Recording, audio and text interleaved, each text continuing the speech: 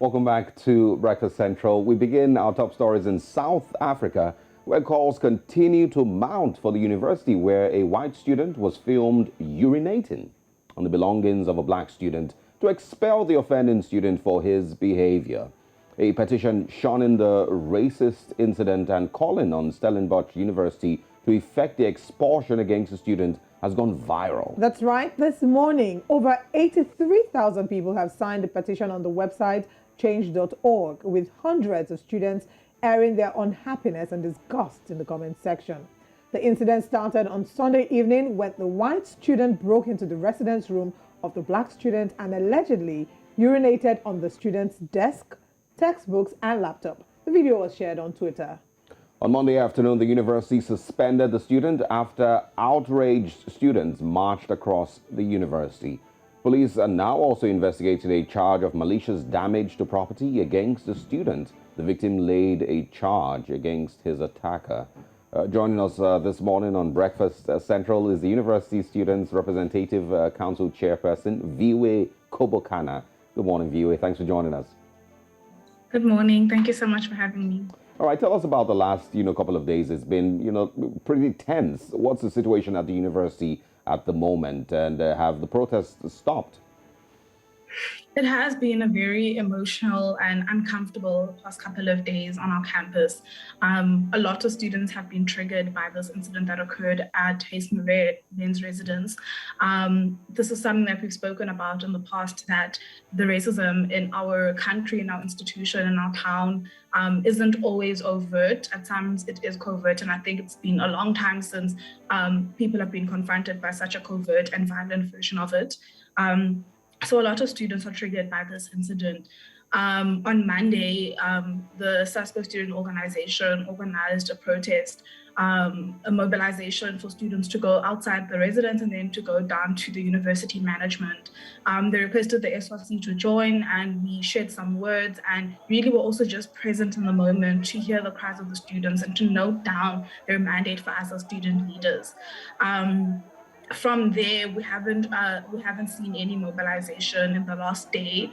But on Friday, we do have some student organizations planning, some critical engagements. We as the SRC are also looking into planning a brave space for students tonight, where it really is just an opportunity for students to scream out and to cry and to sing and to do whatever it is that they feel they need in order to process this moment, but also to give us mandates as student leaders, as the SRC, to take into our institutional committees that we sit on, into the meetings that we have with management. I think right now what's happening is two different issues running parallel that intersect, yes, but are two separate issues, which is this particular incident itself, but also the systemic racism that exists within our institution. So we really want to take time to sit down with students and engage on the latter. All right, Viwe, this is a very, very sad moment here that reminds us, of course, of the systemic racism that still exists, not just in your country, but in our continent. So let's talk about this petition. What would you say are your thoughts on the petition, and how has the Student Representative Council been involved in pushing this forward? So the petition, as far as we know, was started by someone who is affiliated with the university. However, it wasn't the Student Representative Council. I think it really is a moment for us to acknowledge and to see how many people around our country and perhaps even around the world stand with us, call for the expulsion of the student.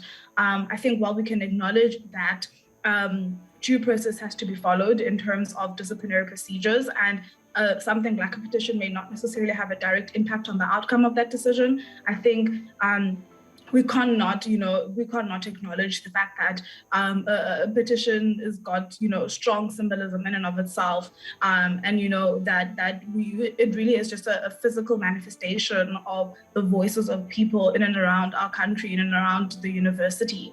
But the SRC itself has not been involved in this petition directly. Obviously, we have our individual members who've signed the petition in their own personal capacity. But at the end of the day, the petition calls for the expulsion of the student, which is something that we've communicated directly to the university's management. We've engaged with students on it on Monday, and it's something we're going to continue to call for up until the time that we hear what the outcome of the disciplinary procedures are. Okay. Viwe, I believe that we have Joe online who'll be joining us in this conversation. Joe? Yeah, absolutely. Well, I just have one question for Viwe, and the question simply is, do you think the university handled the matter correctly? I think there are definitely aspects that were handled correctly and there are aspects that weren't. I think it is a bit concerning that some of the questions that came from the Student Representative Council to the victim came from the SRC. I think, some of the questions that we asked in terms of, do you want to go home? Have you received counseling? Those should have been questions that came from the institution, that came from the staff members who worked closely with the student. But I think in that same breath, it's been reported to the students that the process has been expedited as much as possible. We did receive somewhat of a timeline yesterday from management as to start to finish how long it's all going to take, and there's further engagements today, really just to get clarity and confirmation on that timeline before it's shared with students as well. So I think there are definitely aspects that the university has handled to the best of their capabilities, but I think in incidences like this, in emergencies like this, at times, unfortunately, questions that center the well-being and the mental health of the victim may not be the first questions that come to mind. And I think in that sense, it is disappointing that there wasn't more of a response on the well-being and the mental health and the safety of the student, more and above the disciplinary procedure itself. All right. I just want to know, is there any way to rule out racism in this conversation and see it as just juvenile, students, being students, young boys being young boys? And also, what are the next steps for you as the university's SRC? Unfortunately, racism cannot be ruled out in this case. I think given the context of our institution, given the context of our country, when an incident occurs, when something happens, when there's an attack, and it is between people of different races, racism can never be ruled out.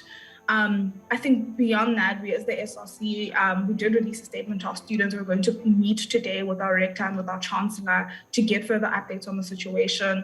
As I mentioned earlier, there really are two parallel issues running here. And right now, our mandate really is to ensure that we touch on one while touching on the other, that we ensure that we deal with this particular incident itself, that we assist the victim in any way that we can, that we keep an eye on the process and the speed of it. But at the same time, that we start already thinking about what tangible plans do we want to see from the university in terms of addressing institutional racism and addressing just the general safety or the lack thereof when it comes to, Black and brown students on our campus.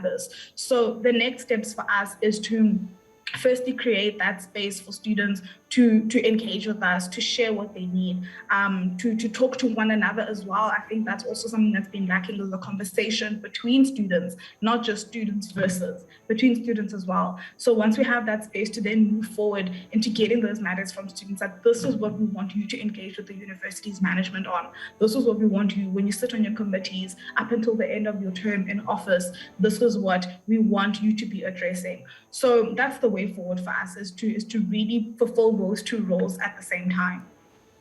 All right, Viwe Kobokana, of course, the chairperson of the Student Representatives Council. Thank you so much for joining us all the way from South Africa. Of course, we wish you a very beautiful day ahead. Thank you, same to you.